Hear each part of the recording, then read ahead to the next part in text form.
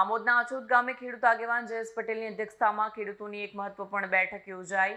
બેઠકમાં power grid company દ્વારા ખેડૂતોના ખેતરોમાં મોટા મસ્ત ટાવર ઊભા કરવાની કામગીરી અંગે વિગતવાર ચર્ચા કરાઈ।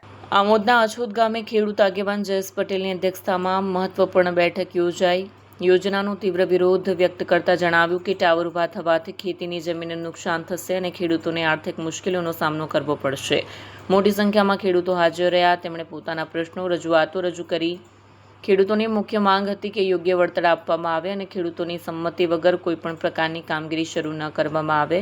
આ પ્રસંગે કિસાન સંઘના જયેશ પટેલ, કોંગ્રેસના આગેવાનો, આમોદ તાલુકા કોંગ્રેસ પ્રમુખ, આછોદ તાલુકા પંચાયત સભ્ય ઇકબાલ પટેલ તેમજ આસપાસના ગામોના સરપંચો સહિત મોટી સંખ્યામાં ખેડૂતો ઉપસ્થિત રહ્યા।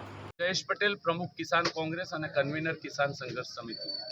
આજે ભરૂચ જિલ્લાના આમોદ તાલુકાના આછોદ ગામે અમદાવાદ સાઉથ ઓલપાડ ટાવર લાઇનને લઈને અસરગ્રસ્ત ખેડૂતોની મિટિંગ હતી। સરકાર અને વહીવટીતંત્ર અને પોલીસ તંત્ર ખેડૂતો ઉપર અત્યાચાર કરે છે, ખોટી રીતે દબાવવાનો પ્રયત્ન કરે છે। અમે લોકો આવ્યા અને કાયદાથી ખેડૂતોને વાકેફ કર્યા અને હક અધિકારથી વાકેફ કર્યા।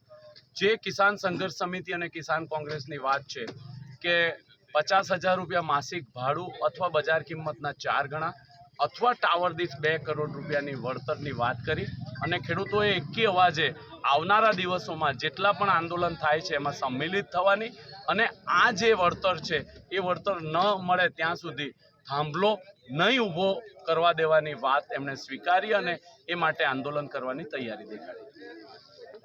વિડીયો જર્નાલિસ્ટ મોહમ્મદ ખત્રી સાથે સત્ય ટીવી ન્યૂઝ આમોદ।